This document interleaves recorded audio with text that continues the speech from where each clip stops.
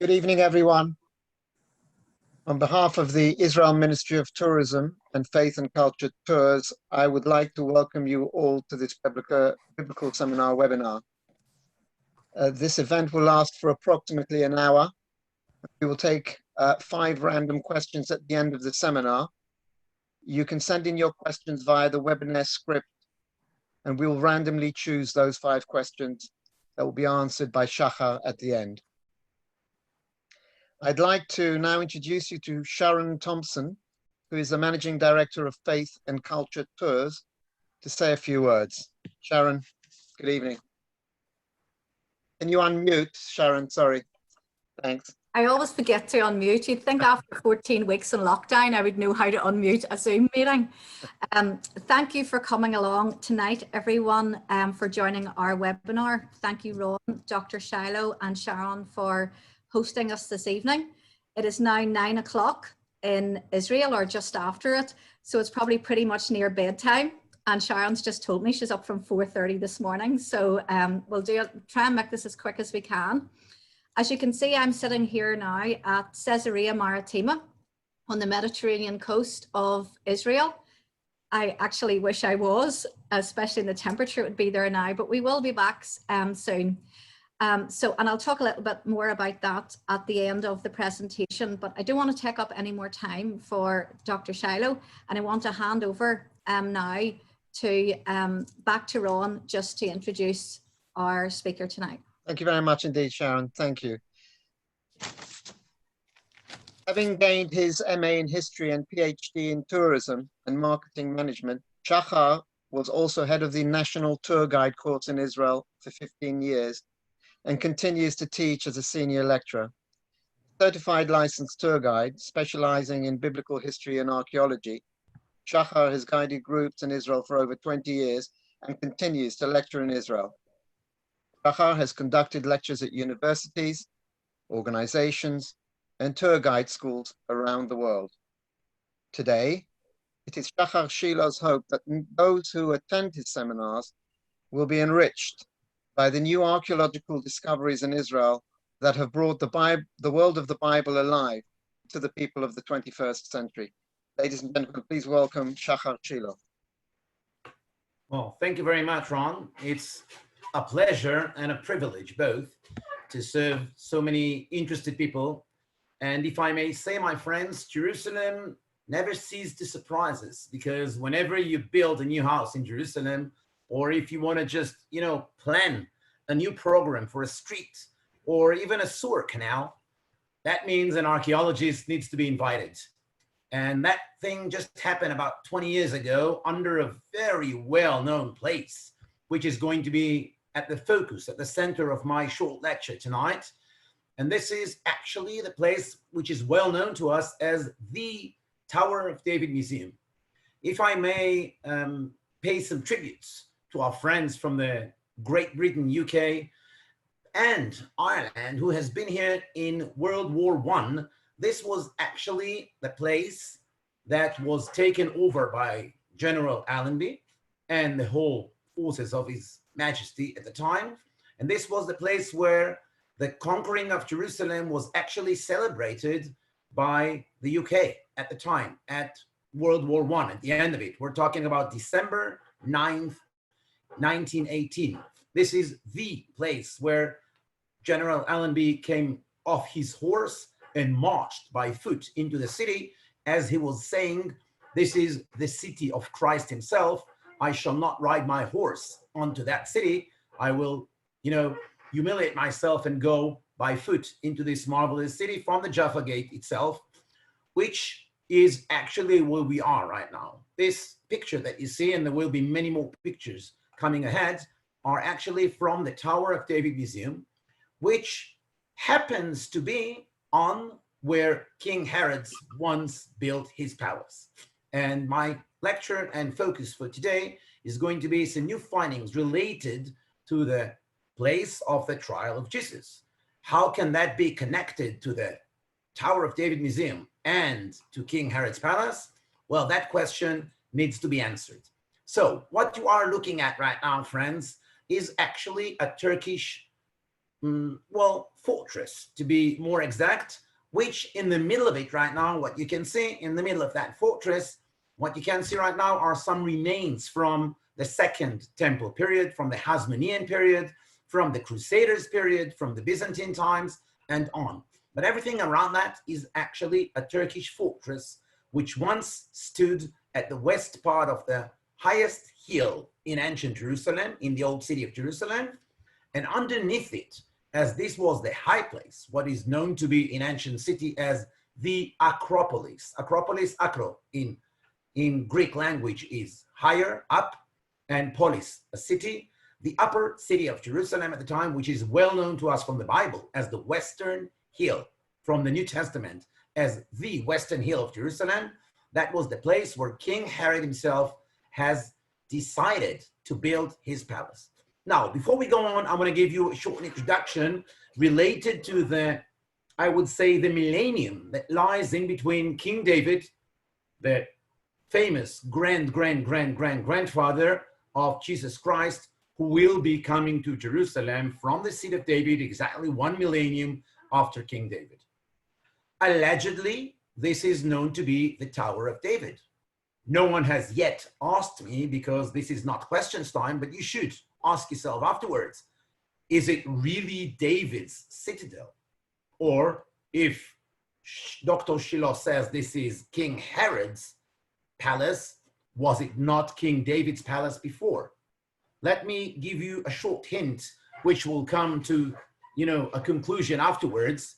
King David, as we know from archaeological surveys and from historical researchers, have never laid a foot in this place. King David himself was actually ruling Jerusalem from a different spot. How come his name is so famous and it was given to this specific fortress, which is lying in the heart of the entrance to ancient Jerusalem today from the Jaffa Gate? The reason is very simple, my friends.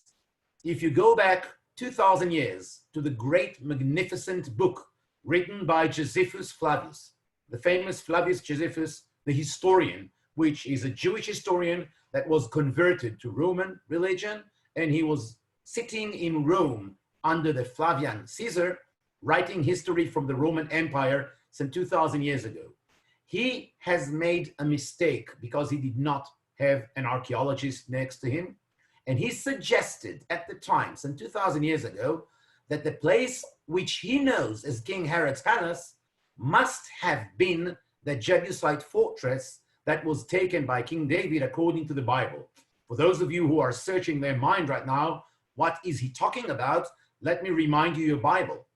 2 Samuel chapter 5, and I quote, "And David has captured the fortress of Zion, to be called from now on the city of David." So David has captured the fortress of Zion, and the next phrase in that specific chapter is he is building a palace in the new city which he just conquered from the Jebusites. Flavius Josephus, which came 1,000 years after King David, assumed by mistake, but he assumed that if King Herod built his palace in this magnificent spot, it must have been that King David, his great-great-great-grandfather, must have built his palace at the same highest spot in Jerusalem 1 millennium before that. And this was the reason for the wrong name, the Tower of David, for this whole paramesis, for this whole foundation. But you should know, friends, that we're going underground very soon. The next pictures will take you later on underground, and you'll see some remains of King Herod's palace. But again, I just want to make sure you understand and you fully comprehend. This was not King David's tower. This was not King David's palace. Neither the Jebusite fortress never came here. It was actually way more to the east of Jerusalem, in a small hill south of Temple Mount, known to be today the biblical city of David. So what we are looking at right now is the Tower of David fortress, which is a Turkish fortress, wrongly named after David. And if I may take you some 2,000 years before that, this picture may give you a hint regarding what we're looking at. I'm trying to show with my cursor here, all this area, which is surrounded. You can see 3 towers on the left side of the pictures. These are the famous 3 King Herod's towers, which are well known from the historical book, which is known as the War of the Jews against the Romans. I repeat, the famous book written by Flavius Josephus some 2,000 years ago, known to us under the name The War of the Jews Against the Romans. Another famous book he wrote at the time, which describes that magnificent palace exactly, is The Antiquity of the Jews. He's talking about the antiquity of the people of the Jewish tradition and the Jewish nation. And he resembles some 3 towers on the left side, on the northern part of that huge foundation, which is all of that area. This is actually King Herod's palace, overlooking from above Temple Mount, which is here. This is all Temple Mount. So at the closer part of the picture, you're actually looking at King Herod's palace. In between, you have what we know as the western hill of ancient Jerusalem.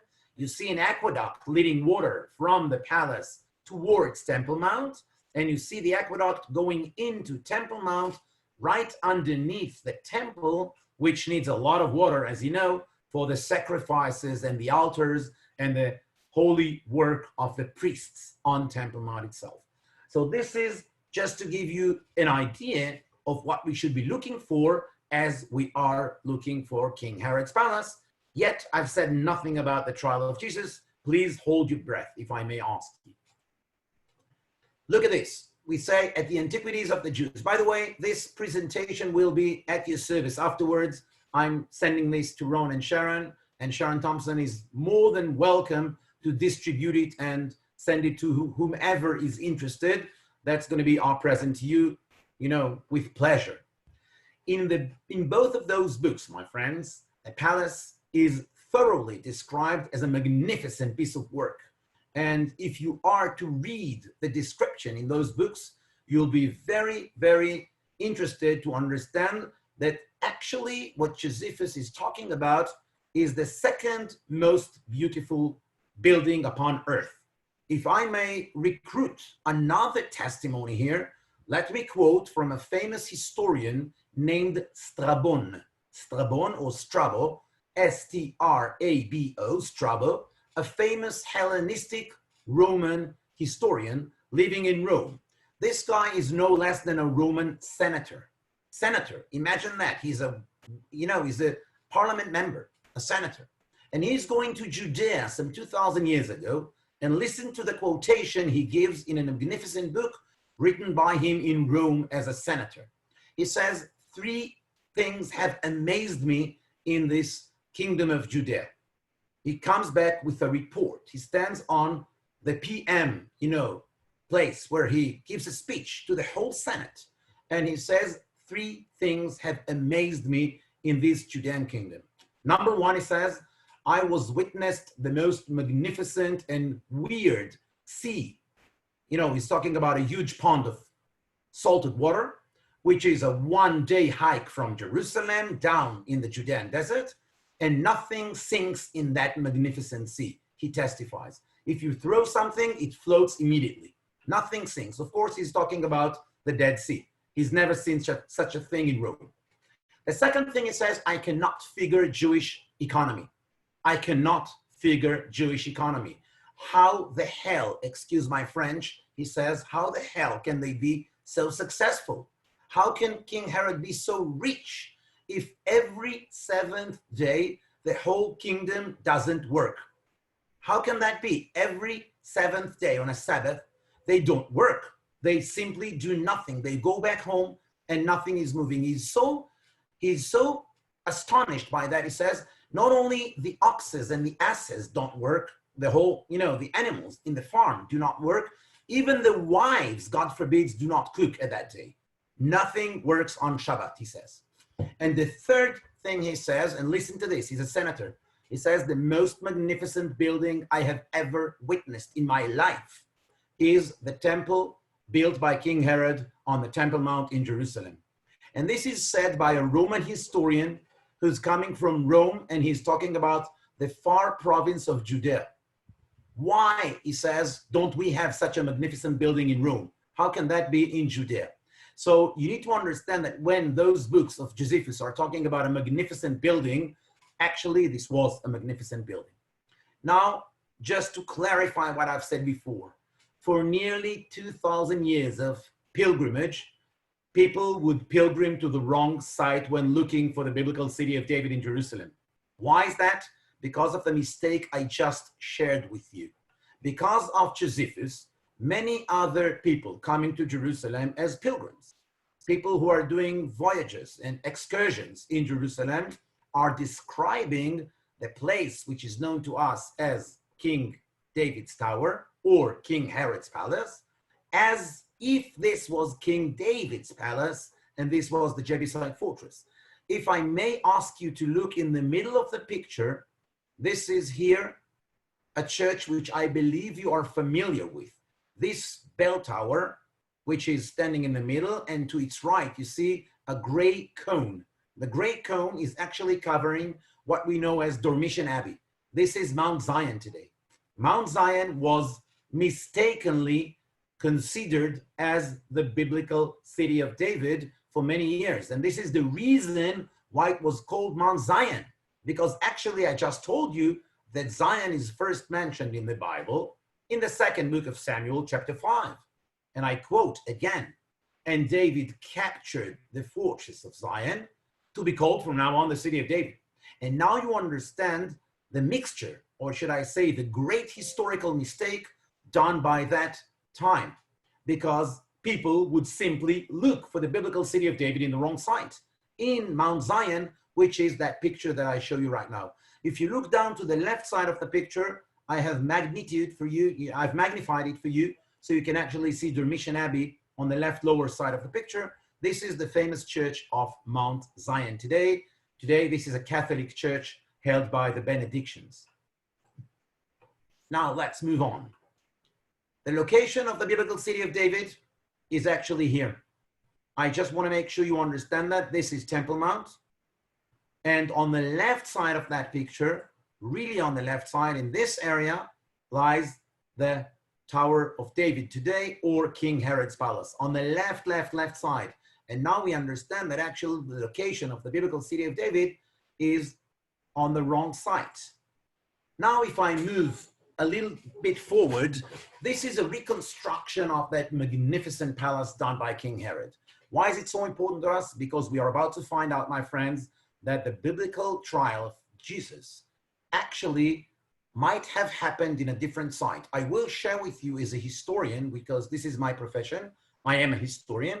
I want to share with you the research we have conducted over the reasons for what we know today as the Via Dolorosa, the famous Catholic dogma of where the Via Dolorosa walks on the 14 stations from the famous school, which we know as El Umaria, station number 1, into the Church of Flagellation, and then to the third set, again and again, and on and on. I'm going to share with you this in a minute. But before that, you need to understand that what you're looking at right now is a magnificent reconstruction of the pools of King Herod's palace, which I will show you in a minute. Now, let us read, if I may ask you, read a short version from John 19. I'm about to share with you 3 different quotations from the Holy Scriptures, the New Testament, and I did put a red sign for you over what I want you to read, mostly. What is most interesting for us, if I may ask you. Look at this. I'm reading right now 8 and 9. When Pilate heard this, he was even more afraid, and he went back inside the palace. So it says in the famous NIV, the Niv version of the New Testament, which anyone can read online today. This is in John 19, friends, and the description of the trial itself is next to the palace. Why? Because the original word is praetorium. Praetorium in Greek, which I will refer in a minute, is translated here in this version in English to the palace. Let's go to the second one, if I may ask you. Luke 23. Luke 23, it says something else. And this is very, very interesting. When he learned that Jesus was under Herod's jurisdiction, he sent him to King Herod, who was in Jerusalem at the time. That is something else. I need you to understand the significance of where King Herod is in Jerusalem, because this is Passover, and where Pilate should have been. Where is Pilate at that time? Let me just move something here which disturbs us. I don't know why is it, excuse me. Okay, here we can see it better, so it's okay. Excuse me, friends, I'm just gonna close this for a second, because if we open it again, I believe it's going to be without those. אל תשתף את האפליקציה, תשתף את המסך. אני משתף את המסך, אני לא יודע מה זה לשתף את האפליקציה.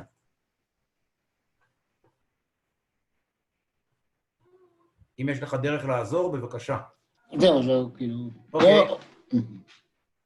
This is it, Mark 15, friends. Look at this. I will refer to this in a minute. Now again, wanting to satisfy the crowd, Pilate released Barabbas to them. He had Jesus flogged and handed him, let me just move this aside, and handed him over to be crucified. The soldiers led Jesus away into the palace, that is the praetorium. So it says in Mark 15.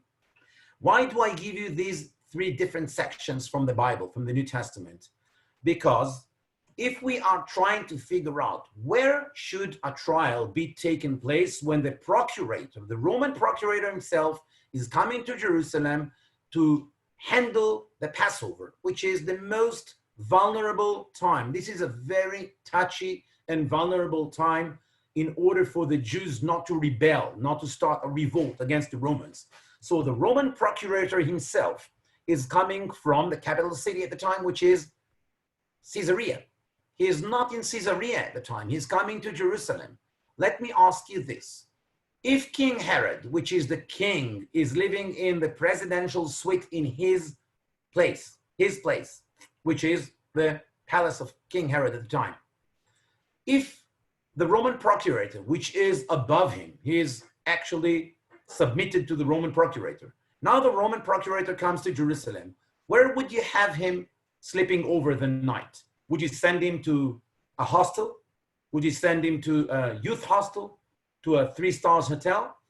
I imagine, my friends, when the Roman procurator comes to Jerusalem, he should have the most amazing presidential suite available in Jerusalem, which has to be in King Herod's palace. The idea that he went to sleep with the officers and the soldiers in the place known to us as the Antonia Fortress is not suggested anywhere until the 14th century. Let me be very accurate about that. It is not suggested until the 14th century, historically speaking. Who has identified that as the Antonia Fortress? It was done by the Franciscans, monks coming under the rule of Innocentius VI, who's sending them to Jerusalem to build what we know as the Custodia di Terra Santa, which is the guard of the Holy Land of the Franciscan order. They are the one to first identify the Antonia Fortress, which you know today as station number 1, and they are the one to suggest that this was the place of the trial. But if I read the Bible without that tradition in front of my eyes right now, I should be looking for a more logical place to have a trial done. If I may enforce my opinion here, and if I may enhance it, let me show you an amazing historical evidence, friends, from the historical book of Josephus, The War of the Jews Against the Romans. Look at this. Josephus Flavius, The War of the Jews Against the Romans, 2nd book, chapter 14. If I may read to you, and then I'll explain what am I reading from. At that night, Florus, which is Gaius Florus, the Roman procurator, from 64 to 66 AD. I wrote it down for you so you understand he's talking about a different procurator in a different time. But look at the act itself, which he considers very much logical to be happening before that. At that night, Florus slept in the palace. The next morning, a platform was established in front of the palace, and he sat on it for the trial. Actually, we have a testimony here.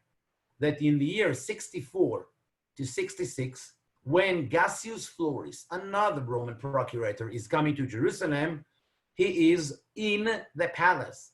In the palace, my friends, there's only one palace in the Roman times in Jerusalem. That is the palace built by King Herod. And when King Herod died, the Roman procurators are living in that palace, which we know for a few decades until the destruction of Jerusalem.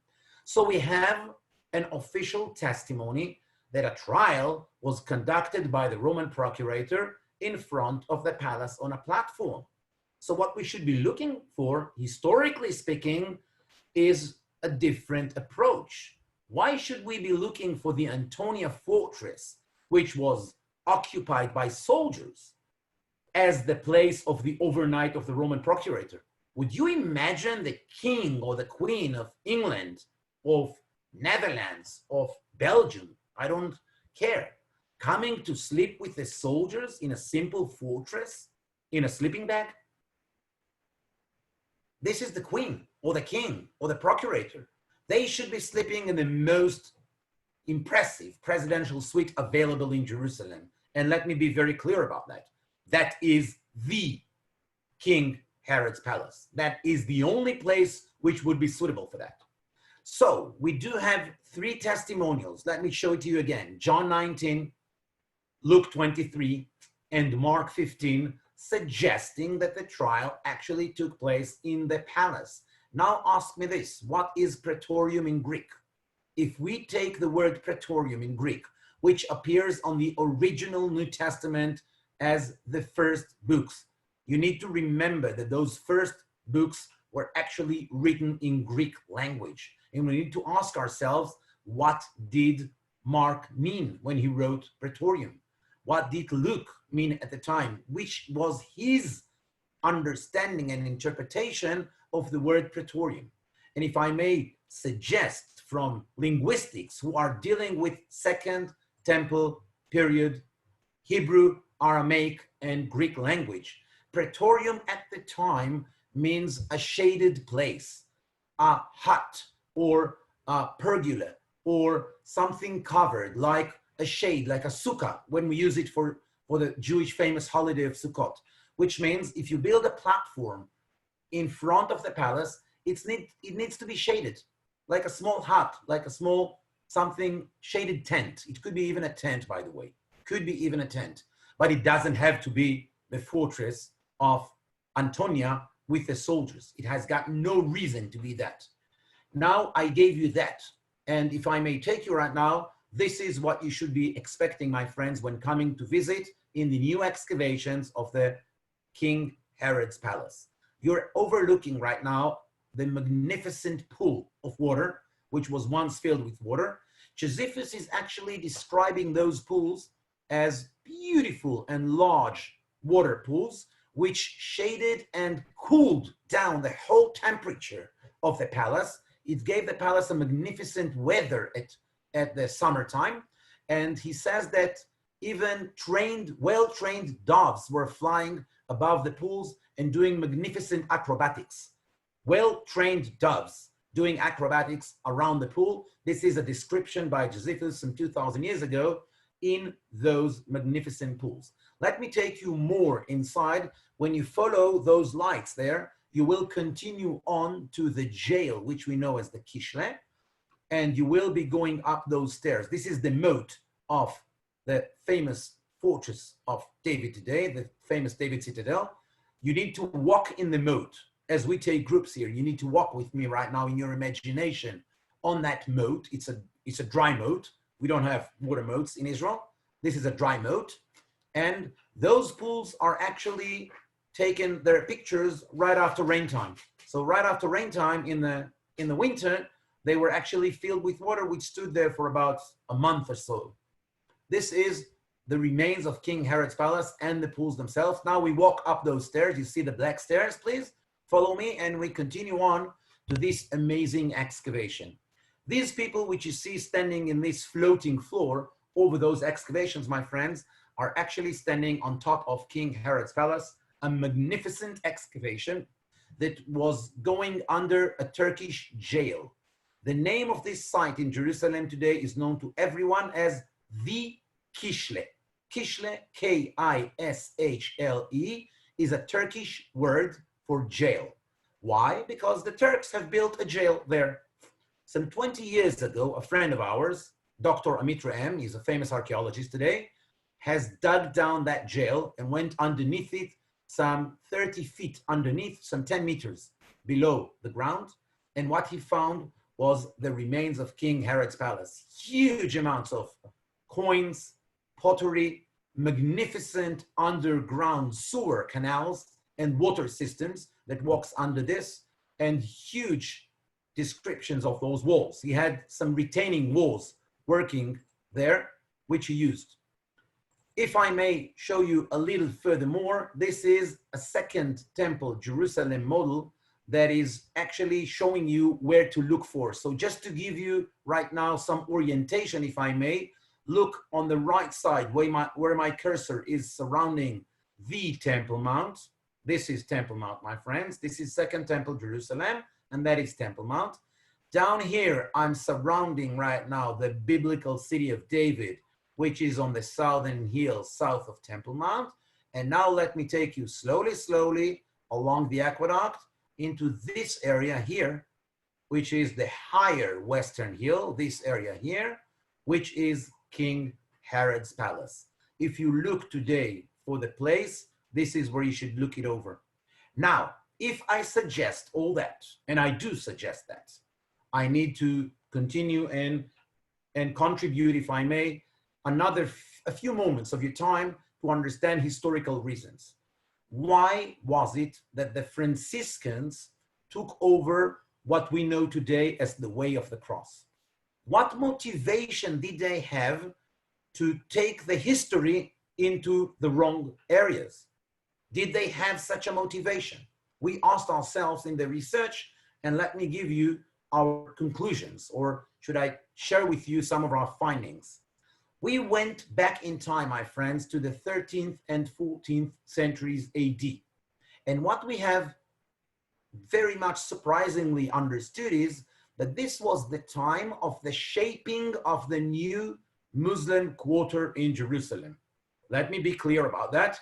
The Muslim quarter, which today lies in this area, all of this area here, the Muslim quarter was actually heavily built and populated through the 13th and 14th centuries by the Mamluks. These were the kings of Jerusalem from the Muslim dynasty of Mamluks coming from Egypt. On the 13th and 14th centuries, they are rapidly and vividly building Jerusalem as a Muslim city. The Pope was very much unhappy about it because what they did, they blocked the way from Mount of Olives, which is on the right side here. Mount of Olives is allegedly here. If I show you on this model, it should be there. Let me just take you back here for a moment to this picture. Just imagine this. This is what we know today here as the Muslim quarter. Behind the Temple Mount into the east over there is Mount of Olives. The Church of Holy Sepulchre and the Resurrection. The Church of Holy Sepulchre and Resurrection lies today approximately here, in this area, here.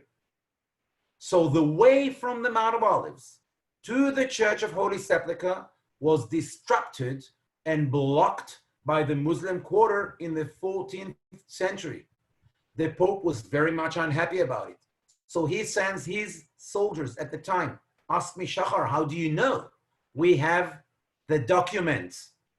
We went to the archives to find the documents, and the documents suggests that all the purchases of land conducted by the Catholic Franciscan monks at the time were done in order to submit a route, a safe way, we call it the safe way, from the Mount of Olives on the east side to the Church of Holy Sepulchre and Resurrection on the western side. What they did was purchasing lands which will permit and allow and promise the safe walking of Christians along a hike, which will promise them to get by the end of it to the Church of Holy Sepulchre. but it needed to be well connected to the Mount of Olives. So what we have today, we have a way leading from the east to the west, which we all walk with our friends and tourists and visitors from all around the world, and we tell them this is the Via Dolorosa. But the Via Dolorosa, my friends, is actually 600 years old. Ask me, Shahar, where was it before that? Do we have any testimonies where actually people went before the 14th century? And the problem is we do not have a CCTV.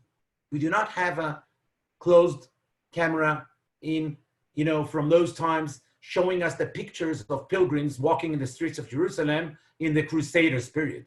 What we do have is documentation, and the documentation from the Crusaders period and documentations from the Byzantine period suggests that the hike was from a different way. They all went to the Church of Holy Sepulchre.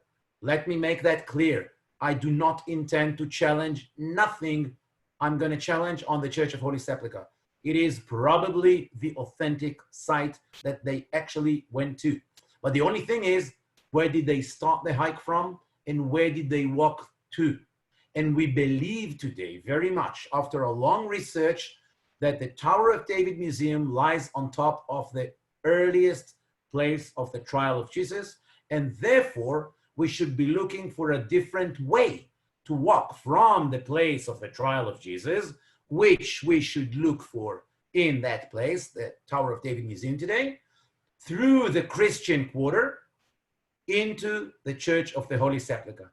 And if you are to look for the beautiful tradition of the 14 stations, which is, again, a new idea suggested by the Franciscan monks on the 14th century, I challenge you, my friends, try to find a historical document that shows anyone doing this before the 14th century. I challenge you. It's going to be a hard work for you. You'll not find a shred of evidence for the existence of the 14 stations Via Dolorosa, which we know today, before the 14th century AD. It was actually conducted due to the reason I just told you right now, a historical problem, a challenge that was challenged by the Muslims towards the Christians, and the Christian answer at the time was purchasing lands in order to make a safe path from the Mount of Olives to the Church of Holy Sepulchre. And now we're actually understanding why is it suggested that what we are looking at, my friends, is a new idea for a new site for the trial of Jesus. If I have made you a bit of interested, just a bit interested, you should be looking up for more information, my friends, as you can see on that picture right now, in the great, excellent website of the Tower of David Museum. It has huge amounts of information, research, testimonials, archaeological findings, essays, and articles conducted by some of the finest, newspapers and media people around the world, writers. And you can find it in this specific link, which I just gave you right now down here. Of course, if you are interested, it's going to be more than a pleasure for us to send you that presentation. So I rest my case and I hand over the speak challenge to Sharon. Thank you. My next question is if anyone has any questions, but I see at the moment everyone wowed by Shahar. So we still give you a chance. Let's take a minute or two if anyone has questions. Maybe we can come back to the questions, they can Sharon. write over the chat. Maybe we can come back to some questions after Sharon speaks. Sharon.